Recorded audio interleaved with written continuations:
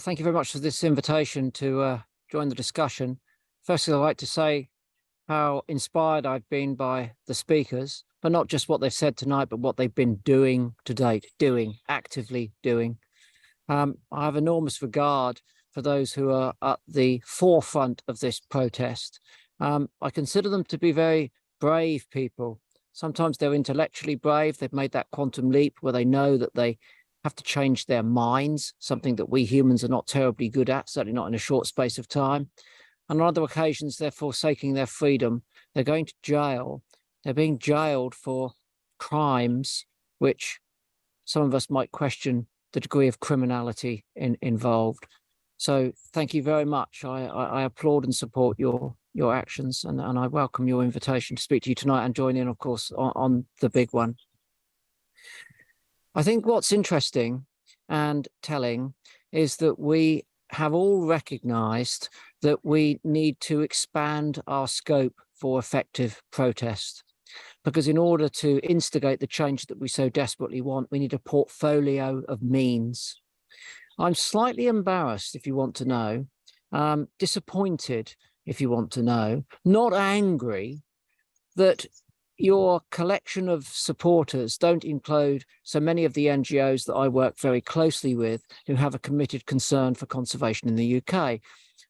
I therefore list the RSPB, the Wildlife Trust, and so on and so forth, because I know that within the ranks of those organisations, there are people who are obviously as gravely concerned about the plight that we face globally in terms of climate and biodiversity as those conservation projects that they so wholeheartedly support in the UK.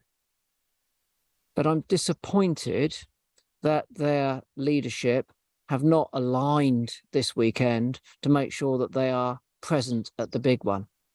The big one, as you've heard at the very outset, is an opportunity for us all to find our feet and voices. What we're doing, we're inviting people to come to our capital and to listen and learn and think about how we can best influence positive change, whether that is through non-violent direct action, whether that's through throwing soup at paintings, whether that's through slow marching, whether that's through, frankly, campaigning at any other lower level. We've got to find that point where we all step up. We take one step at this point beyond our comfort zone. We might have been signing petitions, and I would argue that some petitions are valuable. They generate a sense of involvement. They build a sense of community. If they're used properly, they can generate noise and conversation and creative dialogue. But you're right. Sometimes it's all too easy to spend 3 minutes sticking your name in a box with a postcode. And frankly, maybe not enough happens rapidly enough. And what we've heard from our speakers tonight is that we need that rapidity, because we are in deep, deep, deep shit. And we find ourselves this, deep in excrement at a time when we have globally, not just in the UK, managed to, vote in a collection of governors, politicians, call them what you will, at every level. So I'm not just focusing on the UK government here. I'm talking about global governments. I'm talking about decision makers at local level. And as a classic case of this, we might just choose the recent example in the city of Plymouth in the southwest of England, where a whole load of trees were felled against the community's wishes. Now, that governing body made a catastrophic mistake. They destroyed the trees, which cannot be easily replaced. They reduced the capacity for that city within the city to support biodiversity. But the most critical mistake I think they made was they entirely misjudged public opinion, because the outcry was significant. They were out of touch. And our mission at this point is to bring our decision makers into touch. Now, some of them will come willingly, because they will entertain the capacity to change their minds, even if it's through the nefarious reasons that they want our votes in their next poll at whatever level that is: parish, county, city, council, national government, global government, whatever it happens to be. So we could be cynical about that. But nevertheless, we just need them on board. We need them to make those changes. So I'll forgive their cynicism so long as we get a result. I'm interested in results.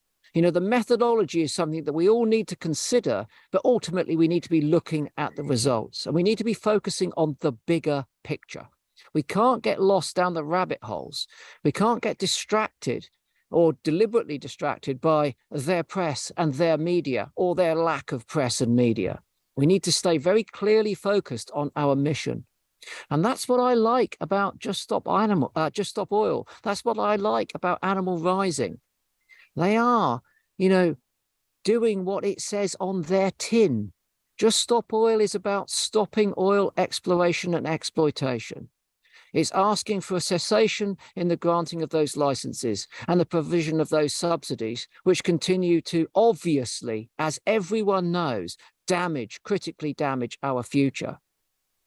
Just Stop Oil are not distracted by some of the things they could be distracted by, because obviously, in order to facilitate that transition, we need a change in the way that we produce our energy. We need investment in the green economy. We need investment in sustainable energies and sustainable energy generation. Of course we do. But they focus very much on one critical aim. Others can come in and support that, and all of those things that I've just listed. Animal Rising, they want to transition to a plant-based future. Now, anyone who's done any research into this, anyone who's considered this, as we know, but then we might be preaching to the converted tonight, recognize that in order to secure a future for our planet's biodiversity, a future for ourselves on this planet with its limited resources, that is somewhere we need to go. We need to make that transition. And of course, there will be many changes that needs to be instigated, but Animal Rising are clearly focused. They're not distracted. And that's why they're taking the actions they are. And that's why I'm keen to support them. I think that we all need to keep our eye on that bigger picture and not be distracted. Stick to what we're good at. And I would argue that Just Stop Oil and Animal Rising are good at what they're doing. What we all need to do is find our place in that movement. Are you someone who, like Phoebe and like Anna, are prepared to give up their freedom to make a stand which catches global attention? Well, you may not be at that point yet, but you need to be at your next point. You can slow march with Just Stop Oil because it isn't currently illegal. Goodness knows how long it will take them to change that law. So maybe that's what you do this weekend. And if you're undecided whether to join us at the big one, then let me make this plea. Consider it like a trip to an art gallery, a museum, a library, somewhere where you can come and learn, somewhere where you can fuel up on others' energy, determination, ambition, bravery, all of those parts of the human character which we revere so much. Because I know for sure that through the course of the weekend in London, I'm going to be inspired, uplifted, comforted, reassured. You know, my anger will be suppressed, my anxiety will be suppressed, because I will feel part of a community that has decided to take action. And that's what we all need to do. And what I like most critically about the big one is that it's an invitation to take action on whatever level you choose to do so. It's not like the semi-old days where the mantra was to be arrested. You can if you like, but you don't have to. And I think that what's so critical about that is that this is a time where we're taking stock, we're reappraising how we confront this, because none of us here tonight are secure that we are winning. We're making progress. Of course, we're making progress. We've seen significant progress. I would argue that what Animal Rising did at the weekend was significant progress. It got press all over the world. And despite the lunacy of the right-wing press, the fact of the matter is that they were ethically and morally right. If you don't know what I'm talking about, you might be overseas, then unfortunately, several animals were forced to give up their lives. They were killed in the name of pleasure, unnecessarily for pleasure at the weekend, and Animal Rising did a fantastic job of drawing attention to that. So please join us. please use this opportunity to figure out how you're going to step up, how you're going to raise your voice, how you are going to make a difference at the most critical time in our planet's and species history. Because at some point in the future, you may be elderly if you're lucky, and a young person, maybe a relative of yours or someone you might care about and love, might come up and touch your knee, and they might just ask you, what did you do when it really needed to count? And if you can't look down at that young person who will be living undoubtedly in a very much modified and more difficult world, if you can't look down with a clear conscience and say, I did what I could at that point, then I don't want to be you. Thank you. Thank you so much, Chris. As always, it is such an honour to have your support. It means the world to us. Why haven't other conservation groups aligned themselves with the big one? Well, I wish I could give you a direct answer to that. I haven't spoken to them personally. Earlier in the year, I was organising a smaller big one, a little one, which was a walk for wildlife. It was derailed, if you'll forgive the pun, by various rail strikes, and we decided not to run it. We will do so at some point in the future.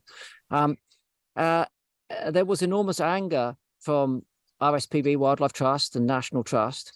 They launched a hashtag, attack on wildlife, and this was through a portfolio of concerns where government were in a position to act improperly when it came to conservation of nature in the UK. They're very cautious. They're very conservative with a small c. They're very dependent, or appear to be very dependent on their membership. They're quite corporatized on that way. And I understand some of that, and I'm sympathetic with that. They need to run long-term conservation projects. They can't go bust in 5 minutes, or there will be an enormous amount of damage done to our biodiversity. And they are doing everything they can. I'm also supportive of all of these organisations. I just think, frankly, they need to find some more balls, frankly, and if they would just ask their members whether they wanted to get involved, not direct them. If they would just send out emails and give their members a choice, then I think that would be a little bit more democratic. I mean, in all honesty, I get a fair bit of abuse for supporting Just Stop Oil and Animal Rising on my social media platforms. And a lot of the followers that I have are obviously people like myself who are keen supporters of those NGOs and will remain so. They don't get the message yet. But what we know statistically is that we only need 25% of people to get the message. We don't need to win all of society. We don't need everyone. We need 25%. And immediately in the aftermath of that, statistically, and I'm speaking from this is a scientific perspective here, then things cascade to change very rapidly.